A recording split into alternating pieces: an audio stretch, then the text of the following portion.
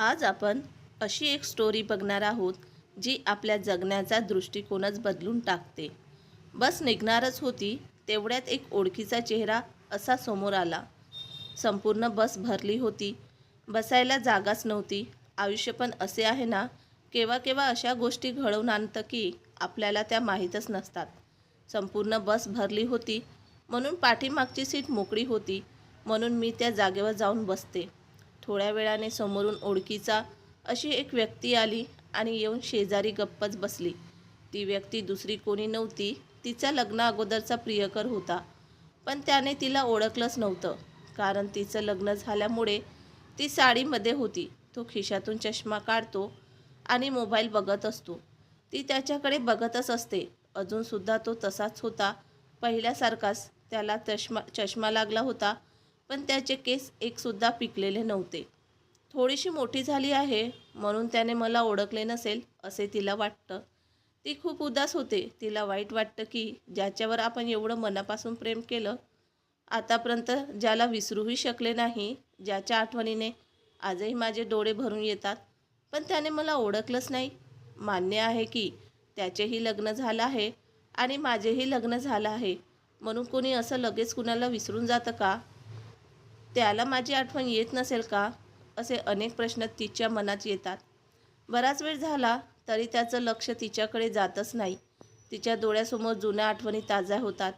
दोघेजण एका कॉलेजच्या फंक्शनमध्ये अशा प्रकारे भेटले होते की दोघांची एकमेकांना धडक झाल्यामुळे खूप भांडण झाले होते.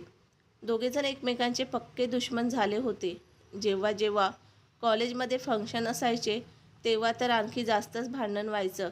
असे बरेच दिवस जातात आणि ॲन्युअल फंक्शन जवळ येते. दोघे पण डान्समध्ये भाग घेतात. त्याला काहीही करून डान्समध्ये हरवायचं असतं, म्हणून जोराची प्रॅक्टिस तिची चालू असते. तर दुसरीकडे त्याला तिचे सर्वांसमोर हसं करायचे असते, म्हणून तो तिला डान्स करताना स्टेजवर पाय घसरून पडण्याची तयारी करतो. सरतेशेवटी ॲन्युअल फंक्शनचा दिवस येतो. फंक्शन चालू होते. प्रत्येकजण आपली वेगवेगळी अदाकारी सादर करतात. तिचा डान्स सुरू होतो. अतिशय सुंदर डान्स ती करत होती. तो पाठीमागून हळूच येतो आणि तिच्या पायांमध्ये कॉईन टाकतो. कॉईनवरून तिचा पाय घसरूनच ती स्टेजवर पडते. सगळेजण तिला हसू लागतात. तिला खूप वाईट वाटते आणि ती रडत रडत रागाने तिथून निघून जाते. पण त्याला खूप मज्जा येते. 2-3 दिवस होतात पण ती कॉलेजला येतच नाही. त्याच्या ते लक्षात येतं की ती कॉलेजला येत नाही, म्हणून त्याला खूप वाईट वाटतं की आपल्यामुळे तिचं नुकसान होत आहे. तो तिच्या घरचा पत्ता तिच्या मैत्रिणींना विचारून घरी जातो आणि तिला सॉरी बोलतो. त्यानंतर दोघांच्यामध्ये खूप चांगली मैत्री होते. दोघे मिळून कॉलेजमध्ये धमाल करायचे. दोघांना समजतही नाही की केव्हा ते एकमेकांच्या प्रेमात पडले. दोघांचे एकमेकांवर खूप प्रेम होते. एक दिवस कॉलेज सुटल्यावर दोघे पण भेटतात आणि आपलं प्रेम व्यक्त करतात. असेच बरेच दिवस जातात आणि एक दिवस त्याचा फोन येतो. मला माफ कर, माझं लग्न ठरलंय. मी तुझ्यासोबत लग्न नाही करू शकत, असं बोलून तो फोन ठेवतो. बस थांबते आणि ती आठवणीनं मधून बाहेर येते. अजूनही त्याचं लक्ष मोबाईलमध्येच होतं. त्याने तिला पाहिलंच नव्हतं. तिचा स्टॉप आल्यामुळे ती बसमधून उतरण्यासाठी त्याला थोडं बाजूला होतो का, मला जायचं आहे म्हणून बोलते. ओळखीचा आवाज कानावर पडताच तो तिच्याकडे बघतो तर काय, तो तिला लगेच ओळखतो. तेवढ्यात ती बसमधून उतरते. तो पण आपल्याला पुढे जायचं आहे हे विसरूनच तिच्यासोबतच उतरतो आणि तिला भेटतो. तिला बघून त्याचे डोळे भरून येतात. विचारतो, कशी आहेस? ती बोलते, कुठे होतास इतकी वर्ष? तुला एकदाही माझी आठवण नाही आली? का खेळलास माझ्या भावनांशी? तुला काहीच कसं वाटलं नाही माझ्या भावनांशी खेळताना? असं नातं तोडून कधी तुटतं का? तुला जर दुसरी मुलगी आवडत होती तर तू माझ्याशी प्रेमाचं का नाटक केलास?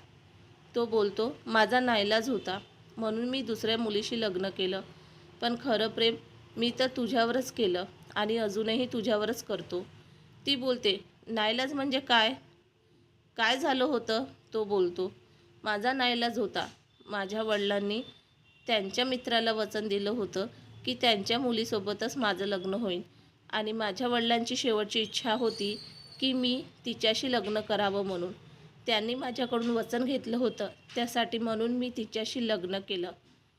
तुझं कुणाशी लग्न झालं का? तू सुखी आहेस ना?